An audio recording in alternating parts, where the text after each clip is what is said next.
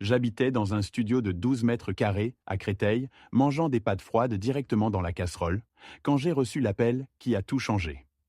Un notaire de Bordeaux m'annonçait que mon grand-père, mort depuis 40 ans, m'avait légué un domaine viticole à Pomerol d'une valeur de 22 millions d'euros.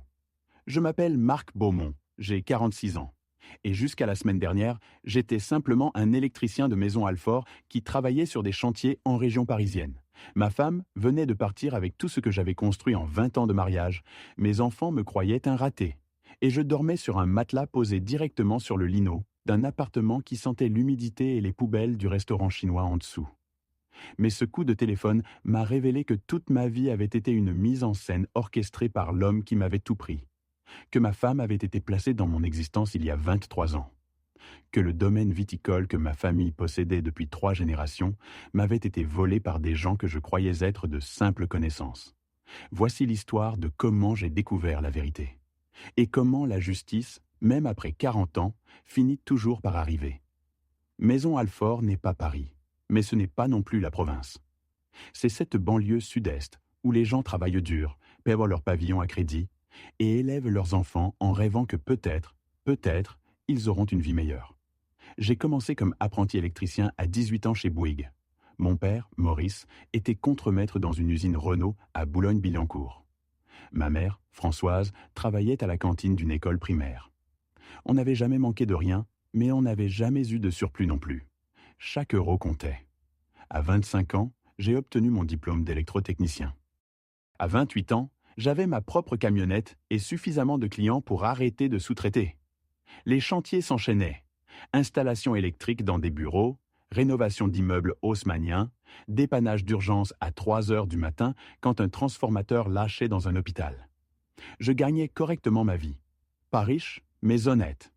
60 000 euros par an en moyenne, parfois 75 000 les bonnes années quand les gros chantiers s'empilaient.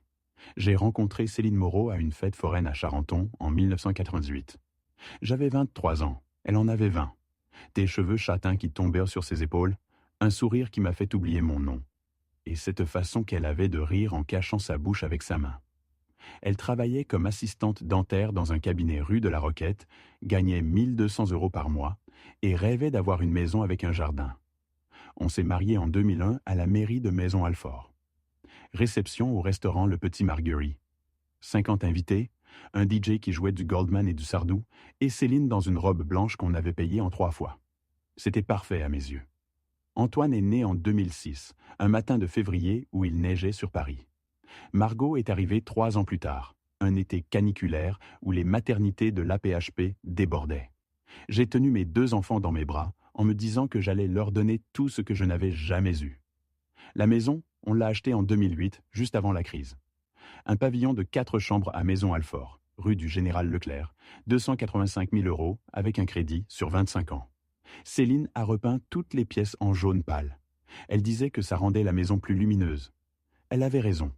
Mon grand-père Jean Beaumont est mort quand j'avais 6 ans, en 1985. Je me souviens à peine de lui. Un homme grand et sec qui sentait le tabac et le vin rouge, qui me donnait des pièces de 2 francs quand ma mère ne regardait pas. Mon père ne parlait jamais de lui, sauf pour dire qu'il avait mal fini sa vie et fait de mauvais choix. Quand je demandais ce que ça voulait dire, ma mère changeait de sujet. Les premières fissures dans notre mariage sont apparues en 2020, pendant le confinement. Céline s'est mise à passer des heures sur son téléphone, à se plaindre que la maison était trop petite, que notre vie était trop ordinaire. Elle a rejoint un club de lecture à Vincennes, puis un cours d'œnologie, puis des soirées réseau avec des entrepreneurs. C'est là qu'elle a rencontré Olivier Dufour. « C'est juste un ami qui m'initie au vin », disait-elle. « Il possède un domaine en Gironde. Il a des relations, Marc, des vraies relations. Peut-être qu'il pourrait t'aider à développer ton affaire. » Olivier avait 53 ans, portait des costumes de chez Arnis, conduisait une Mercedes classe S et possédait un domaine viticole à Pomerol d'une valeur de 40 millions d'euros selon les articles que Céline me montrait sur son iPad. Il venait à Paris 2 fois par mois pour rencontrer des distributeurs. Ces visites coïncidaient étrangement avec les soirs où Céline devait sortir avec les filles. Le jeudi 14 mars 2024. Cette date est gravée dans ma mémoire comme une cicatrice. J'avais fini un chantier à Ivry-sur-Seine plus tôt que prévu. Un nouveau système électrique dans un immeuble de bureau. Le chef de chantier m'avait laissé partir à 15 heures. Tu as l'air crevé, Beaumont. Rentre chez toi. Je suis arrivé rue du Général Leclerc à 15h45. La Mercedes noire d'Olivier était garée devant ma maison. Pas discrètement sur le côté, non. Juste là, devant mon portail, comme si elle avait tout le droit d'être là. Les volets de notre chambre étaient fermés en plein après-midi. J'ai garé ma camionnette 3 maisons plus loin et je suis resté assis derrière le volant pendant 10 minutes, les mains sur le volant, essayant de trouver une explication logique. Peut-être qu'Olivier avait un malaise. Peut-être que Céline l'aidait avec quelque chose. Puis j'ai entendu leur rire, à travers la fenêtre entr'ouverte de notre chambre. Son rire à elle. Celui qu'elle n'avait plus eu pour moi depuis des années. J'ai ouvert la porte d'entrée avec ma clé. La maison sentait un parfum que je ne connaissais pas. Cher. Masculin. Pas le mien. Je suis monté l'escalier. Chaque marche craquait sous mon poids, comme elle avait toujours fait. En haut, j'ai vu la chemise d'Olivier pliée sur la chaise du palier. Sa cravate Hermès pendue à la poignée de porte. J'ai ouvert la porte. Céline était assise au bord du lit, en train de remettre son soutien-gorge. Olivier, torse nu, cherchait son pantalon. « Marc, dit-elle. Pas chéri, pas mon amour. Juste Marc, comme si j'étais un livreur qui s'était trompé d'adresse. Tu rentres tôt, continua-t-elle en boutonnant son chemisier avec des gestes calmes, méthodiques. Tu devrais prévenir. Olivier me regarda avec quelque chose entre la gêne et l'arrogance. Il enfila son pantalon sans se presser. « Écoute, Marc, dit-il, c'est délicat, mais nous sommes adultes. »« Adultes » répétai-je. Ma voix sortait étranglée. « C'est fini entre nous depuis longtemps, » intervint Céline. « Tu le sais, je reste parce que les enfants. Mais regarde-toi, tu es électricien, tu sens le câble brûlé et le plâtre. Olivier m'offre une vie que tu ne pourras jamais me donner.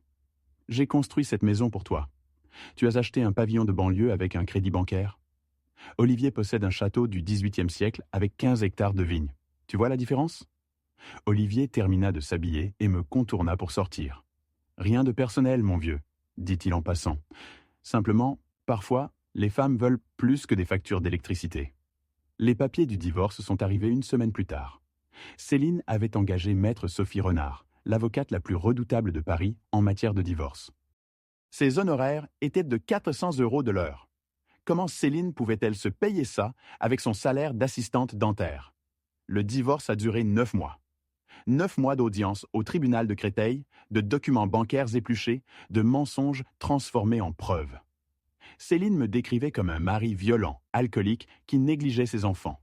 Elle produisait des certificats médicaux pour stress post-traumatique, des témoignages de voisins que je n'avais jamais vus. Le juge Bertrand Lacombe écoutait tout avec attention. Lacombe, qui jouait au golf avec Olivier Dufour tous les dimanches au golf de Saint-Cloud, selon l'article de Paris Match que j'ai trouvé plus tard. La décision est tombée le 18 décembre 2024. La maison, à Céline les économies, 87 000 €, 75% à Céline la garde des enfants, résidence principale chez la mère pension alimentaire, 1 800 € par mois. Prestations compensatoires, 45 000 € payables immédiatement. Il me restait ma camionnette, mes outils et 3 200 € sur mon compte. « Tu n'es rien, Marc, » m'avait dit Céline dans le couloir du tribunal. « Tu l'as toujours été. Un petit électricien qui pensait être quelqu'un. Les enfants sont mieux sans toi. » Antoine et Margot, mes propres enfants, ne me regardaient plus. Céline leur avait montré des preuves, des documents, des témoignages. Ils me croyaient violents. Ils me croyaient dangereux. « Papa, ne nous contacte plus », m'avait écrit Antoine par SMS. « Maman nous a montré ce que tu as vraiment fait. » Le studio à Créteil coûtait 520 € par mois. 12 mètres carrés au 4e étage sans ascenseur d'un immeuble de 1972. Le papier peint se décollait dans les coins. Le lino était fendu près de la kitchenette. La fenêtre donnait sur un parking où des jeunes faisaient crisser les pneus jusqu'à 2 heures du matin. Ça sentait le moisi, l'humidité et les plats de nouilles sautées du restaurant Bonheur de Pékin en dessous. Chaque soir, à 19 heures, les odeurs montaient par les fissures du plancher. Je dormais sur un matelas gonflable que j'avais acheté chez Carrefour pour 29 €. Mon mobilier était constitué d'une chaise pliante, d'une valise qui servait de table et d'un réchaud de camping pour faire bouillir de l'eau. La douche était dans un coin, derrière un rideau en plastique déchiré. Pas de baignoire. pas de séparation. L'eau chaude durait 4 minutes maximum. Je me lavais à la salle de sport néonaise de Créteil, abonnement à 19,99 € par mois. C'était moins cher que de payer l'électricité pour chauffer l'eau du studio. Pour manger, j'achetais des pâtes à 0,47 € le paquet chez Lidl, des conserves de raviolis à 0,49 €, du pain de la veille à moitié prix. Je mangeais debout, directement dans la casserole pour éviter de faire la vaisselle. Je n'avais pas d'assiette de toute façon. Mon compte bancaire affichait 1240 €. Après le loyer du mois prochain, il m'en resterait 720. La pension alimentaire était prélevée automatiquement le 5 de chaque mois. Mon salaire d'électricien indépendant variait, mais j'arrivais à peine à 2800 € par mois en ce moment. Les chantiers se faisaient rares. Olivier Dufour avait des contacts dans le bâtiment. Étrangement, mes clients habituels ne m'appelaient plus. Les gens m'évitaient. Jean-Paul Mercier, mon ami depuis 15 ans, ne répondait plus à mes messages. Les gars de l'entreprise Legrand, où je sous-traitais parfois, me regardaient différemment. Quelqu'un avait fait circuler des rumeurs. Violence domestique, alcool, problèmes psychologiques. Antoine avait bloqué mon numéro. Margot aussi. J'essayais de les appeler tous les soirs depuis le parking du supermarché, là où le réseau passait bien. Ça sonnait dans le vide. Le moment le plus dur était le dimanche. Les dimanches où j'aurais dû être avec eux.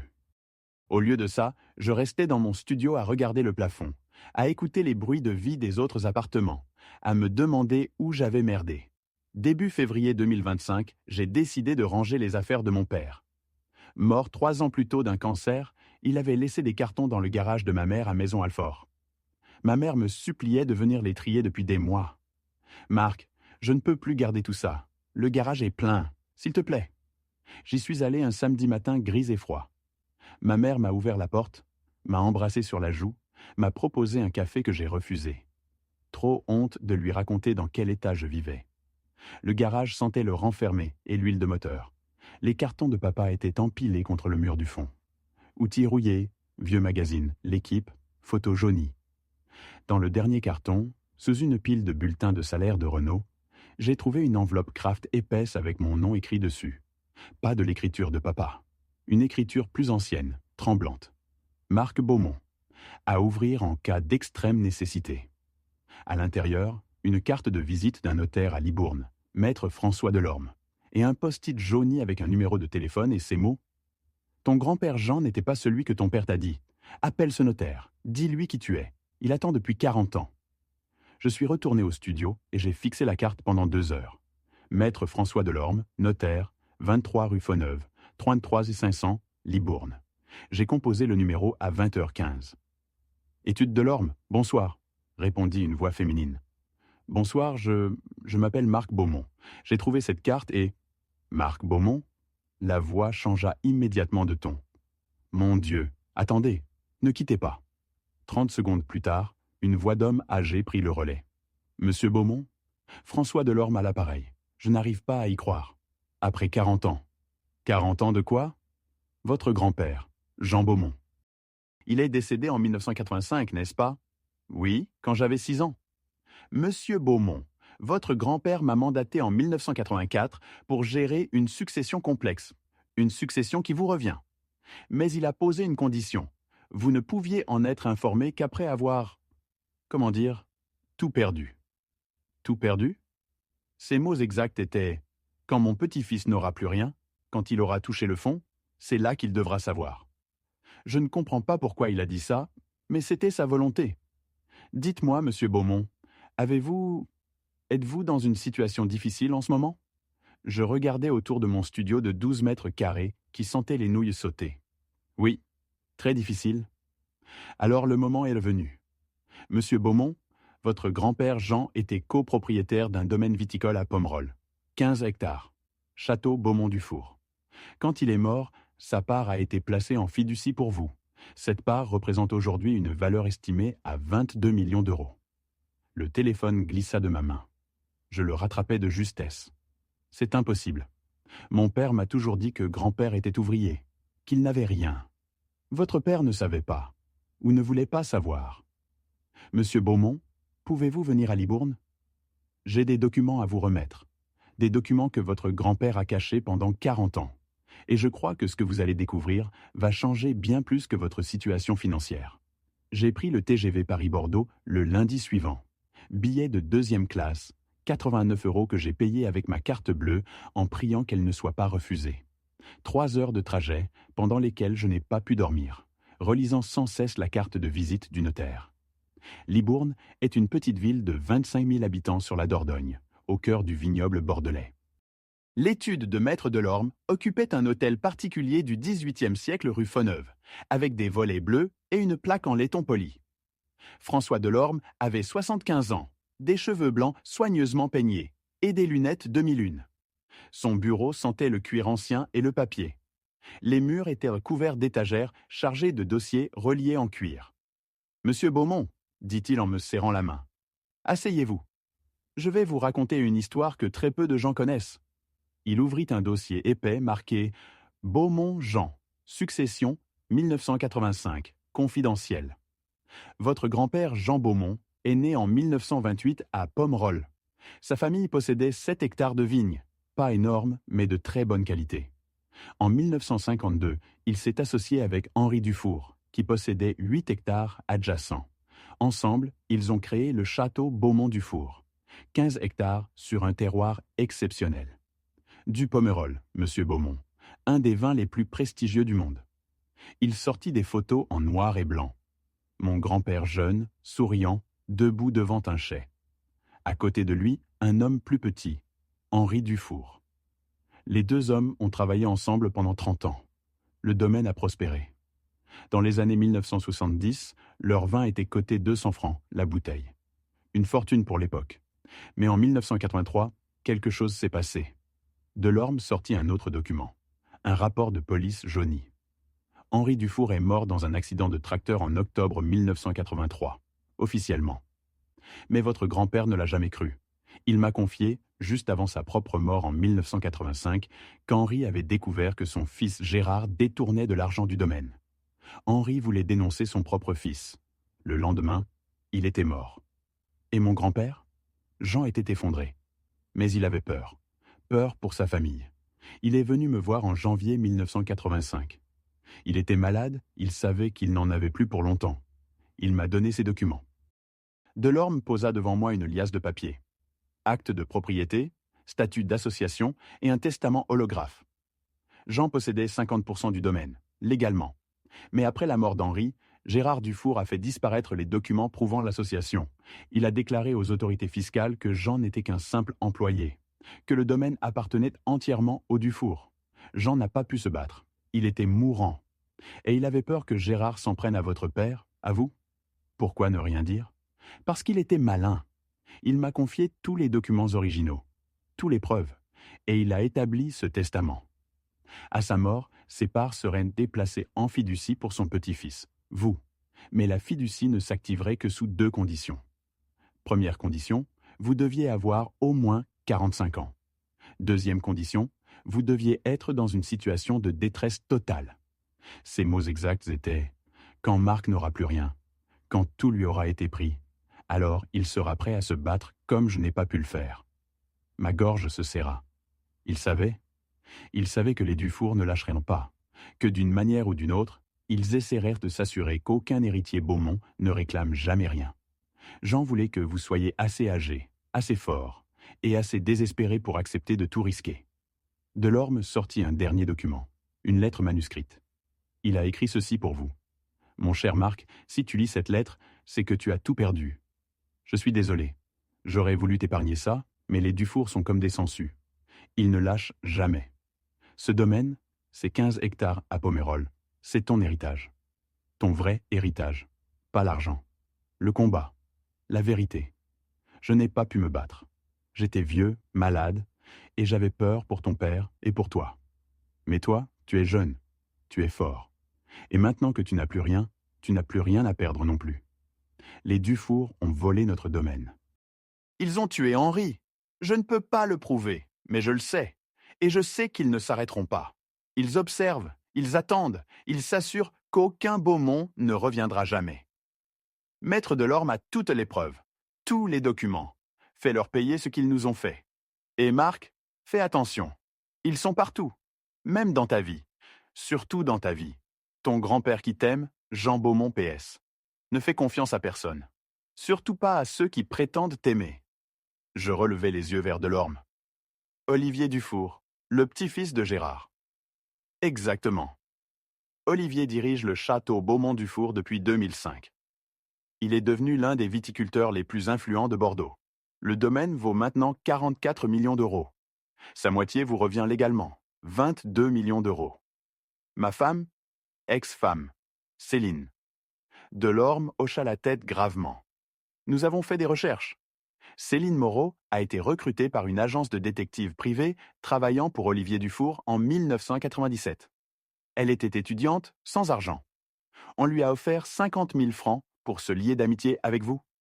Puis elle a été payée 2 000 euros par mois pendant 23 ans. Nous avons les relevés bancaires. Les virements venaient d'une société offshore contrôlée par Olivier. Je ne pouvais plus respirer. 23 ans, toute notre vie, les enfants. Olivier savait que, tôt ou tard, vous pourriez découvrir la vérité. Céline était là pour surveiller, pour s'assurer que jamais vous ne creusiez dans le passé de votre famille. Et quand Olivier a décidé qu'il était temps de vous neutraliser complètement, Céline a organisé le divorce. Un divorce qui vous a tout pris. Un divorce géré par une avocate, payée par Olivier. Jugé par un juge ami d'Olivier. Ils ont orchestré toute ma vie. Oui, mais votre grand-père l'avait prévu. Et maintenant, monsieur Beaumont, vous avez le choix. Prendre l'argent, 22 millions d'euros, et disparaître. Ou utiliser ces preuves pour détruire les Dufour une bonne fois pour toutes. Je pensais à Céline m'appelant pathétique, à mes enfants qui ne me parlaient merci plus, à ce studio qui sentait les nouilles sauter. Je veux les détruire. Delorme m'a mis en contact avec maître Isabelle Fontaine, avocate pénaliste à Paris, spécialisée dans les affaires de fraude et de corruption. Ses honoraires étaient de 600 euros de l'heure, mais elle a accepté de travailler au pourcentage des dommages et intérêts. « Votre affaire est solide », dit-elle lors de notre première rencontre dans son cabinet, avenue Montaigne. Fraude successorale, corruption de juges, détournement de fonds, association de malfaiteurs. Si nous prouvons tout ça, Olivier Dufour fera face à 15 ans de prison ferme. L'enquête a pris 4 mois. 4 mois pendant lesquels j'ai continué à vivre dans mon studio de Créteil, faisant semblant que rien n'avait changé. Olivier ne devait pas savoir. Les enquêteurs ont découvert. Les paiements à Céline. 23 ans de virements mensuels, soit 552 000 euros au total. Les liens entre Olivier et le juge Lacombe. Virements déguisés en honoraires de conseil pour un total de 380 000 euros sur 10 ans. Les liens entre Olivier et mon ancien avocat de divorce, ils avaient étudié ensemble à Sciences Po et étaient copropriétaires d'un appartement à Deauville. Les preuves de l'accident d'Henri Dufour. Un témoin, maintenant âgé de 86 ans, avait vu Gérard Dufour couper les freins du tracteur la veille de l'accident. Mais le plus dévastateur, les documents prouvant qu'Olivier avait fait pression sur mes clients pour me ruiner professionnellement. Lettres, e-mails, coups de téléphone enregistrés. Le 15 juin 2025, la brigade financière a arrêté Olivier Dufour à son domaine de Pomerol, devant les vendangeurs qui préparaient la saison. Le même jour, Céline a été arrêtée à Maison-Alfort. Le même jour, le juge Lacombe a été suspendu et placé en garde à vue. J'ai reçu un appel de Céline ce soir-là. Je ne devais pas répondre. Maître Fontaine m'avait dit de ne parler à personne. Mais j'ai décroché. « Marc », sa voix tremblait. « Qu'est-ce que tu as fait ? » « La vérité, Céline, j'ai juste laissé la vérité sortir. Tu ne comprends pas. Olivier est puissant. Il va te détruire. Il m'a déjà détruit. Ou du moins, il a essayé. Mais tu sais quoi ? On ne peut pas détruire quelqu'un qui n'a déjà plus rien. Les enfants vont souffrir. Les enfants vont connaître la vérité. Ils vont savoir que leur mère a été payée pour mentir pendant 23 ans. Que toute leur vie était une mise en scène. Je t'aimais vraiment, tu sais. Au début, c'était juste de l'argent. Mais après, avec les années, je t'ai vraiment aimé. Si c'était vrai, tu aurais arrêté de mentir. S'il te plaît, Marc, laisse-moi partir. Je dirai tout. Je témoignerai contre Olivier. Mais laisse-moi partir. C'est au juge d'en décider, Céline. Plus à moi. Je ne contrôle plus rien de ce qui t'arrive. Et tu sais quoi ? C'est exactement ce que je ressentais quand tu m'as tout pris. Elle a raccroché. Le procès a eu lieu au tribunal de grande instance de Bordeaux en novembre 2025. Olivier Dufour, 15 ans de prison ferme pour fraude, corruption, association de malfaiteurs et complicité de meurtre. L'affaire Henri Dufour a été rouverte. Obligation de restituer les 50% du domaine légalement propriété de la famille Beaumont. Confiscation de tous ses biens. Céline Beaumont, née Moreau. 5 ans de prison, dont 2 avec sursis pour complicité de fraude et faux témoignage. Perte de l'autorité parentale. Juge Bertrand Lacombe. 8 ans de prison ferme pour corruption. Radiation à vie. Maître Sophie Renard. Radiation du barreau. Amende de 200 000 €. Le jugement de divorce a été annulé. La maison m'a été restituée. Mes 87 000 € rendus avec intérêt. Mais le plus important est arrivé 3 semaines après le verdict. Antoine et Margot sont venus me voir. Pas à Créteil. J'avais déjà quitté ce studio. Je louais temporairement un appartement à Vincennes en attendant de décider quoi faire. « Papa », dit Antoine en entrant. Il avait les larmes aux yeux. « On est tellement désolés. Maman Elle nous avait montré des choses, des faux documents. On pensait vraiment que… » Je l'ai serré dans mes bras. « Tu n'as rien à te pardonner. Tu étais manipulé. Vous l'étiez tous les deux. » Margot pleurait. « Est-ce que maman t'a vraiment jamais aimé ?»« Je ne sais pas, ma chérie. Peut-être au début, non. Peut-être qu'avec le temps, oui. Les gens sont compliqués. Même ceux qui nous font du mal peuvent avoir des moments de sincérité. Est-ce qu'on peut revenir vivre avec toi ? Vous pouvez vivre avec moi quand vous voulez, toujours. J'ai vendu ma part du domaine à un consortium viticole pour 24 millions d'euros. Je ne voulais pas gérer des vignes. Je ne connaissais rien au vin. Et surtout, je ne voulais pas de ce lieu chargé de douleur. Avec l'argent, j'ai acheté une maison confortable à Saint-Mandé. 4 chambres, un jardin, rien d'ostentatoire. Je voulais juste un endroit où mes enfants se sentent chez eux. Si cette histoire vous a touché, si vous vous êtes déjà senti trahi par ceux qui devraient vous protéger, si vous avez déjà pensé que vous aviez tout perdu pour découvrir que c'était le début de quelque chose de nouveau, aimez cette vidéo. Partagez-la avec quelqu'un qui a besoin d'entendre qu'on peut se relever. Commentez ci-dessous. Avez-vous déjà découvert une vérité cachée sur votre famille ? Comment avez-vous réagi ? Abonnez-vous à la chaîne pour plus d'histoires de rédemption, de justice et de victoires inattendues. Merci de m'avoir écouté.